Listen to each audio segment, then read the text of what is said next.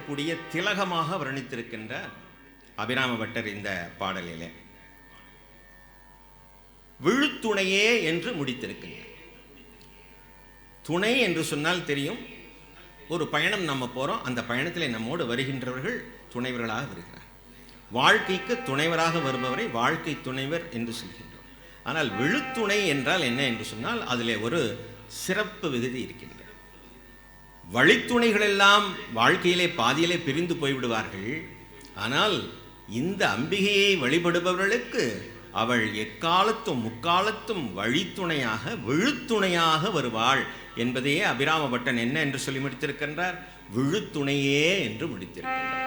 அபிராமி அந்தாதியினுடைய ஒரு சிறப்பு அம்சம் என்னவென்று கேட்டால், என்ன சொல்லிலே அது முடியுமோ அதே சொல்லிலே தான் அடுத்த பாடல் தொடரும்.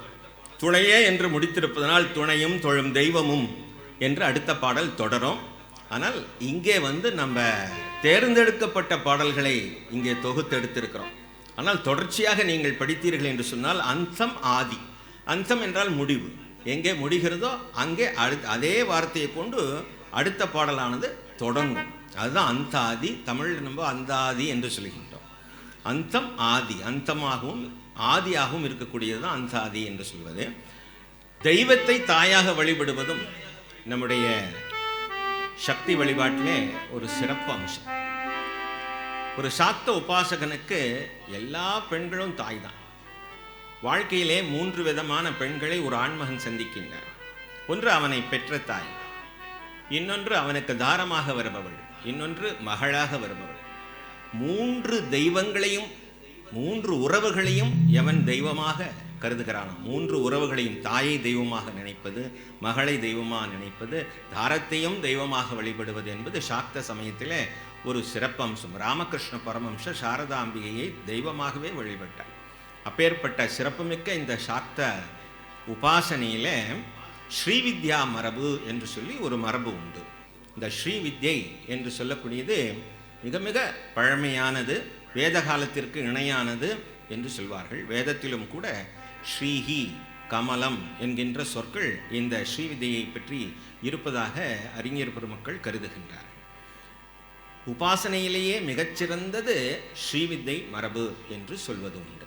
அதைத்தான் அபிராம பட்டன் அறிந்து கொள்கின்றார். எல்லாருக்கும் இந்த ஸ்ரீவித்யை என்பது கிடைக்கிறதில்லை. யார் ஒருவருக்கும் முற்பிறவியினுடைய புண்ணியம் நிரம்ப இருக்கிறதோ அவர்களுக்கு இந்த ஸ்ரீவித்யா என்கின்ற ஞானம் இந்த பிறவியிலே வாய்க்கின்றது. அதைத்தான் அறிந்தேன் எவரும் அறியாமறையை அறிந்து கொண்டு செறிந்தேன் உனது திருவடிக்கேன். இந்த உபாசனா மார்க்கத்திலே 2 விதமான மார்க்கம் இருக்கிறது. அது ஒன்று துவைத்தமாக இறைவனை வழிபாடு செய்வது, எனக்கு அதை கொடு இதை கொடு என்று பிரார்த்தனை செய்வது. நாம் எல்லாம் நினைக்கணும், நிறைய நேரம் நம்ம வழிபாடு செய்கிறோம், ஆனால் பலன் கிடைக்கிறது இல்லையே என்று நினைக்கின்றோம். 4 மணி நேரம் நம்ம வழிபாடு செய்தாலும் நமக்கு பலன் கிடைக்கிறது இல்லை, 3 மணி நேரம் வழிபாடு செய்தாலும் பலன் கிடைக்கிறது. ஏன்னா நாம் செய்த வழிபாடெல்லாம் எப்படி இருக்குன்னா, எனக்கு அதை கொடு, எனக்கு இதை கொடு, என் பிரச்சனையை தீர்த்துவை, என் கவலையை தீர்த்துவை, என் குடும்பத்திற்கு இதை கொடுன்னு கேட்கறதுலையே நம்ம நேரம் ஆகப்பட்டது செலவாயிடும். ஆனால் அதுக்கு பேர் பிரார்த்தனை அல்ல. இறைவனுடைய மகிமைகளையும் தெய்வத்தினுடைய மகிமைகளையும் போற்றி வழிபடுவது தான் இந்த வழிபாட்டிலே சிறப்பு அம்சமாகும். அதனால் இந்த வழிபாடு ஸ்ரீவித்யா வழிபாடு என்ன பண்ணுதுன்னா சித்த சுத்தியை கொடுத்தவர். சித்தத்திலே இருக்கக்கூடிய மலங்கள் என்று சொல்லக்கூடிய ஆணவம் கர்மம் மாயை என்கின்ற மலங்களையும் நீக்கி சுத்தப்படுத்திவிடும். அப்படி இந்த தூய்மையான மனதோடு அடுத்த பிறவியிலே அவன் வேதாந்த மெய்ஞானத்திற்கு தயாராகிறான். அதனால் இந்த உபாசனையுடைய சிறந்த அம்சம் என்னவென்று சொன்னால் வாழ்க்கை பிரச்சனைகளை தீர்த்து வைக்கிறது. இன்னொன்று அவனை ஞான மார்க்கத்திற்கு தயார் செய்வது. அதைத்தான் அபிராம பட்டன் அறிந்தேன் எவரும் அறியாமறையை என்று போற்றி புகழ்ந்து சொல்கின்றான். அறிந்தேன் எவரும் அறியாமறையை, மறைபொருளாக விளங்கக்கூடிய அந்த ஞானத்தை நான் அறிந்து கொண்டு விட்டேன். என்ன புண்ணியம் செய்தேனோ அறிந்து கொண்டு செறிந்தேன் உனது திரு திருவடிக்கே திருவே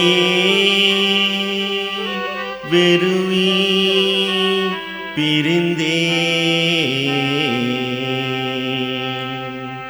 நின் அன்பர் பெருமை எண்ணாத கரும நெஞ்சா மறிந்தே விழு நரகுக்கு உறவாய மனிதரையே மனிதரையே மனிதரையே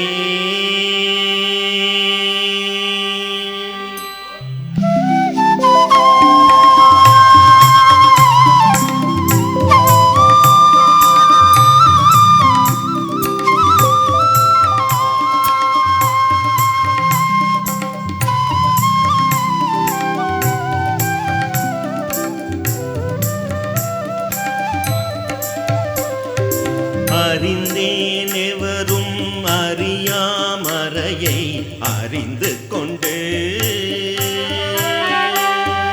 செறிந்தேன் உனது திருவடிக்கே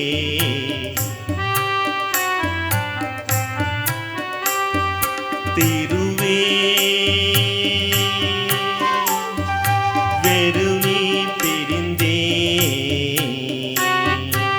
அன்பர் பெருமை எண்ணாத கரும நெஞ்சா